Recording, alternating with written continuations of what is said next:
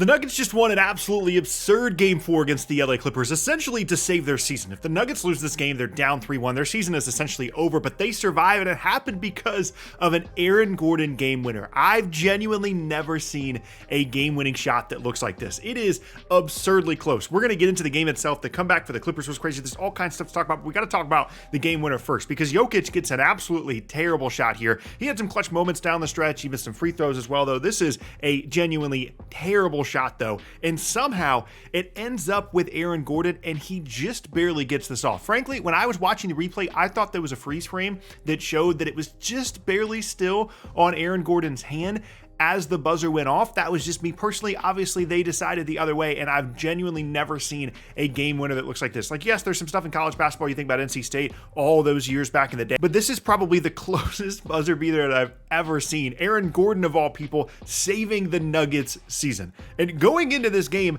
I'm honestly thinking that the Denver Nuggets are just going to quit. Every report that we're getting is that the vibes are terrible. All their guys are beat up. Russell Westbrook doesn't play in this game due to injury. Jokic is dealing with something, as he has been all year. Jamal Murray's dealing with some injury stuff. Michael Porter Jr.'s got this big wrap on his shoulder, and you're just assuming you're down 2-1. You're on the road. The Clippers are one of the best home teams in the entire league. Your team is beat up. You just changed coaches not that long ago. You just kind of assume, okay, the morale isn't going to be there. The Nuggets are just going to roll over. But honestly, they really fought in this game. Sometimes, quite literally, we had this big scuffle between James Harden and Aaron Gordon where it kind of looked like maybe they were actually about to fight. Thankfully, both those guys stayed in the game. Could you imagine if Aaron Gordon got tossed? Because now we know that he's the guy that ultimately wins the game for the Nuggets. Jokic was once again amazing for most of the game, had his struggles in the fourth quarter. Spacing was a big story going into the game. They made some shots in the first half, not so much in the second, but that's just a big discussion around the Nuggets in general, and especially without Russell Westbrook out there. And I say Jokic was amazing because he's had some moments this series where he actually wasn't all that good. Zubac plays him really, really well. He's got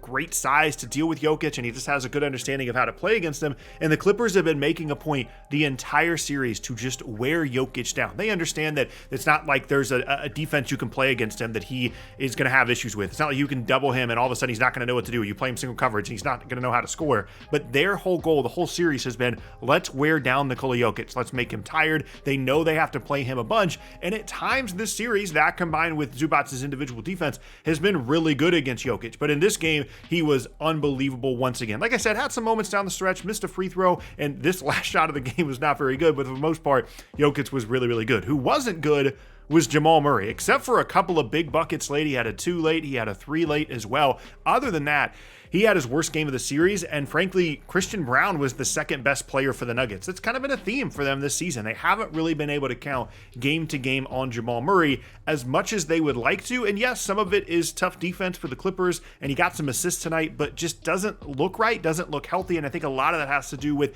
how many minutes he has to play and how many minutes, generally speaking, the Nuggets starters have to play, which we'll talk about later. And like I said, Christian Braun really was their second best player, hit some big shots and looked really confident and comfortable. The other thing that helped Denver, though, for the majority of the game was that their defense was much better. The Clippers were not getting nearly as many easy looks. They had some issues late in the game when they had this crazy run as the Clippers were coming back, which we'll talk about, but they were really physical, picking up James Harden and Kawhi Leonard really far out on the perimeter, and the Clippers were having some spacing issues until late in the game. Norman Powell and Nick Batum combined three-point shooting were like 2 for 11 or something until the crazy run in the fourth quarter, and the Clippers roster, as you look up and down it, does struggle to have spacers out there to the point that Bogdanovich was actually out there towards the end of the game to try and give them a little bit more spacing. The problem for Denver, and the reason this ends up being a close game, they're up 22 at one point, and the Clippers didn't have a lead in this game until 1 minute and 10 seconds left in the game. And the reason that the game fell apart for them, despite looking like the better team for the entirety of the game, was that they barely used their bench. Basically, their starters were the only guys that played significant minutes. They had a couple of bench guys go out there for a little bit, but that's why you saw this team start to fade down the stretch,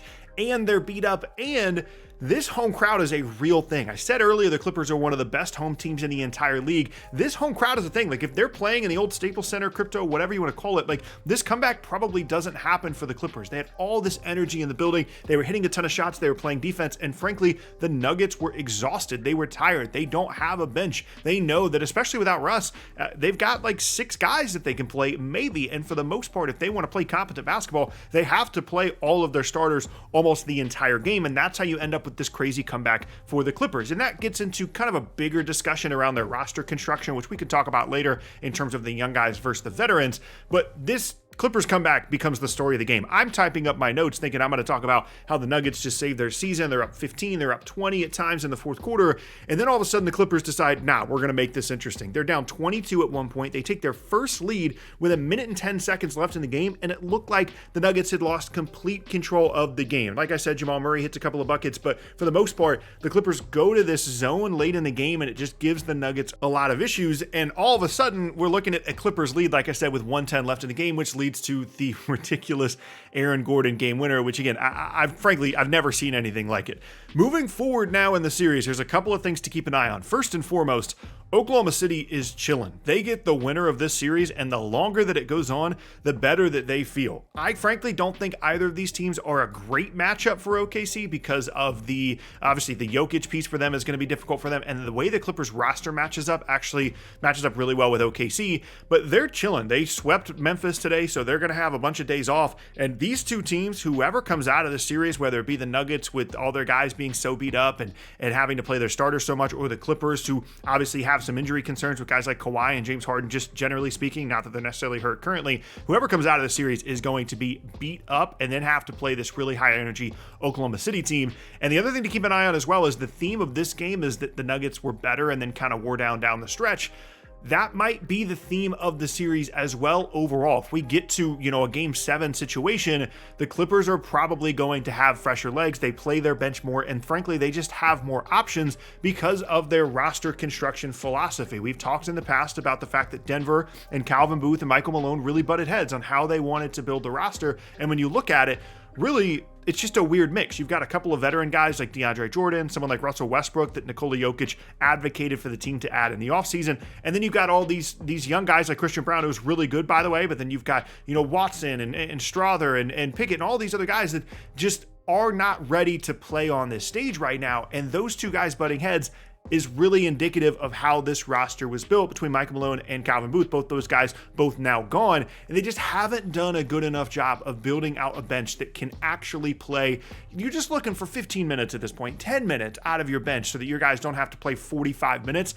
And that's just the situation that the Nuggets are in now. And I think ultimately that's going to be their downfall in this series. Frankly, they're lucky that they're in this series at all. They're lucky it's not 3-1. They're lucky the series isn't over because of the way that the first game went. And I overall think the Clippers are just better. It was a huge win for the Nuggets today on the road, but I think the Clippers are better. I think the Nuggets just aren't as deep. And as the series goes longer, the better it is for the Clippers just because of their overall depth. But obviously the story coming out of this game is going to be this crazy buzzer beater for Aaron Gordon, the great Nikola Jokic game despite some tough moments down the stretch, and then what the return of Russell Westbrook could possibly mean for the Nuggets if he is able to come back moving forward as they just continue to try and patch these guys together in terms of all the injury issues that they're dealing with. Are they going to go away from Russ because they played so well in this game, and this is the best game that they played at least up until the last 6 minutes of the game or so, and a lot of that probably has to do with the fact that they don't have Russ out there clogging up their spacing and they're playing their starters the entire time? Or is there benefit and value to having Russ out there so they can at least have some kind of competent play if, like in this game, Jamal Murray just isn't playing that well and having another primary guy on the ball? An unbelievable game and just a crazy, crazy series continues between these two teams.